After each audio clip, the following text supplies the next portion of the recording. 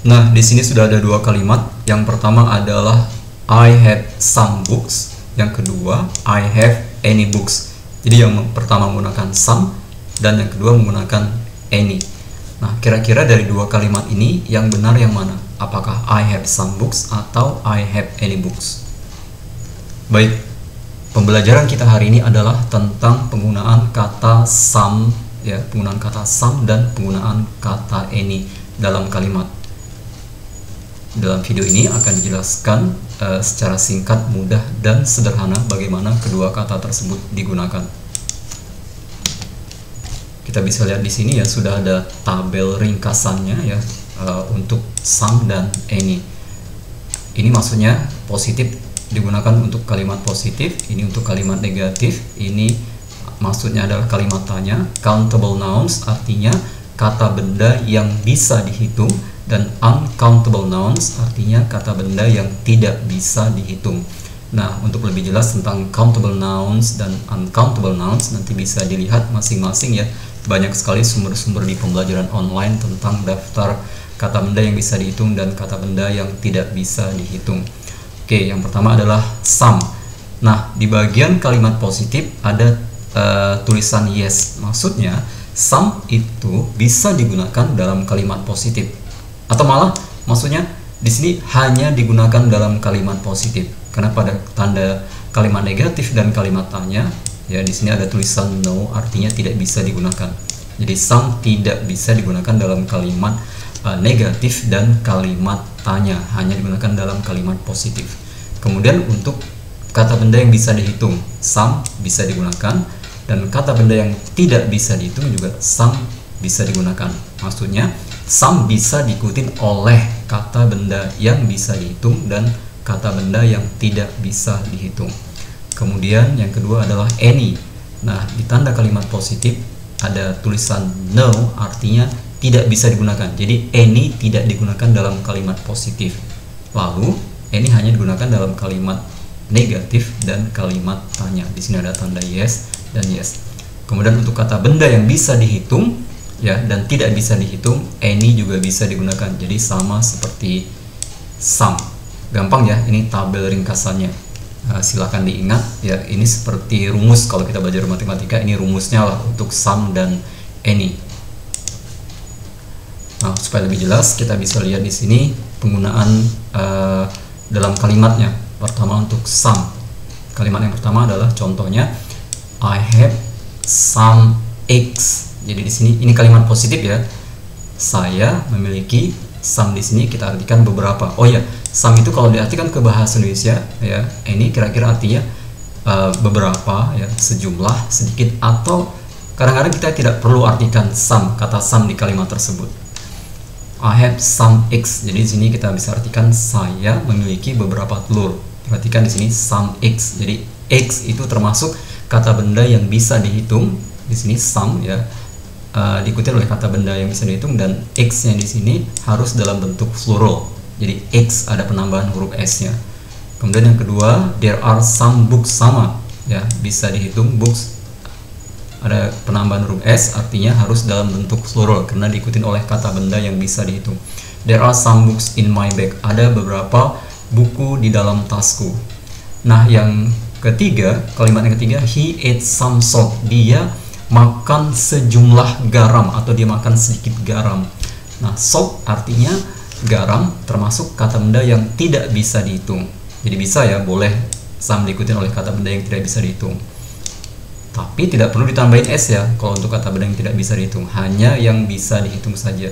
Kemudian kalimat yang keempat, she bought some cheese. Dia membeli keju atau dia membeli sejumlah keju. Nah, keju di sini juga termasuk yang tidak bisa dihitung ya. Bisa kita bisa lihat di sini some cheese.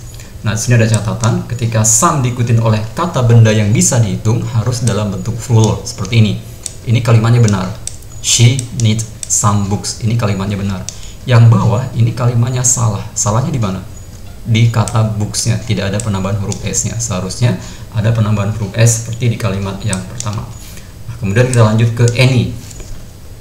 Any ingat tadi seperti tabel ringkasannya hanya digunakan pada kalimat negatif dan kalimat tanya. Ini yang pertama kalimat negatif. She doesn't have any onion. Dia tidak memiliki bawang merah, onion bawang merah. Dia tidak memiliki sejumlah bawang merah. Ya, dia tidak memiliki bawang merah. There aren't any cars in the garage. Tidak ada mobil di dalam garasi. Tidak ada mobil di dalam garasi artinya. Ini juga kalimat negatif yang kedua. Kemudian yang ketiga, did you eat any sugar? Apakah kamu makan gula? Did you eat any sugar? Apakah kamu makan gula? Ya, ini kalimat simple past ya, kalimat tanya. Any sugar ya, sugar tidak bisa dihitung ya, termasuk uncountable nouns. Kemudian kalimat yang ketiga juga kalimat yang keempat juga kalimat tanya. Does she need any money? Apakah dia perlu sejumlah uang? Di sini any juga diikutin oleh uncountable noun, money. Nah, di sini juga ada catatan sama seperti some tadi ya. Any jika diikutin oleh kata benda yang bisa dihitung harus dalam bentuk plural. Contohnya, he doesn't need any pens. Ini benar. Tapi yang bawah ini salah. Salahnya di kata pens-nya karena tidak ada huruf S-nya, tidak dalam bentuk plural. Artinya he doesn't need any pen. Ini salah. Jadi yang benar adalah yang pertama. Oke, itu tentang contoh dari penggunaan kata some ya, dan ini dalam kalimat. Nah, kemudian penggunaan some yang lainnya adalah ya some pengecualian ya. Ini pengecualian dari some. Some is also used to request or offer something. Jadi some juga digunakan untuk request, itu melakukan permintaan atau menawarkan sesuatu. Jadi seperti kalimat tanya ya, tapi dia sifatnya permintaan. Jadi kalimat permintaan atau kalimat penawaran boleh ya, karena ini pengecualian dia. Oke, yang pertama contohnya, could you lend me some money? Artinya maukah kamu ya, kalau kita artikan ke bahasa Indonesia kira-kira artinya, maukah kamu meminjamiku atau meminjamkan kepadaku sejumlah uang? Maukah kamu meminjamkan kepadaku sejumlah uang? Kemudian yang kedua, may I read some books here? Bolehkah ya, bolehkah saya, ini juga permintaan, request, bolehkah saya membaca beberapa buku di sini? Kalimat permintaan. Can you pass me some salt? Bisakah kamu mengambilkanku? Jadi pass me itu maksudnya mengambilkanku some salt ya, sedikit garam atau sejumlah garam. Ini juga kalimat permintaan ya, request. Nah, yang keempat dan kelima ini kalimat offer, penawaran. Would you like some food? Apakah kamu mau makanan? Jadi ketika kita menawarkan makan kepada seorang, would you like some food? Mau makan nggak? Kira-kira gitu artinya kalau dalam bahasa Indonesia. Terus yang bawah ini, would you like some drink? Would you like some drink? Mau minum? Ini untuk menawarkan pada seseorang untuk minum sesuatu. Ini pengecualian ya, pengecualian penggunaan dari kata some.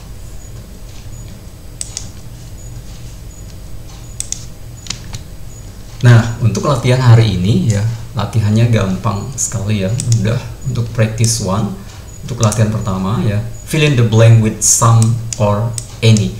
Jadi tempat yang kosong ini silahkan dilengkapi dengan some atau any. Yang tepat yang mana? Apakah some atau any? Ini untuk practice 1. Nah, untuk practice 2, write true, tulislah true ya. Tulis true di titik-titik ini, tulis kata true, benar artinya. Jika kalimat ini menurut kalian adalah kalimat yang benar. Atau tulis di sini false, di titik ini tulis kata false jika kalimat ini menurut kalian kalimat yang salah secara tata bahasa dalam bahasa Inggris. Contohnya, I don't need some rice. Oh, ini menurut kalian kalimatnya salah, berarti di sini tulis kata false. Kalau nomor 1 ini menurut kalian kalimatnya benar, berarti di nomor 1 ini tulis kata true. Jadi cukup tuliskan kata true dan false ya, true atau false pada kalimat nomor 1 sampai dengan nomor 5.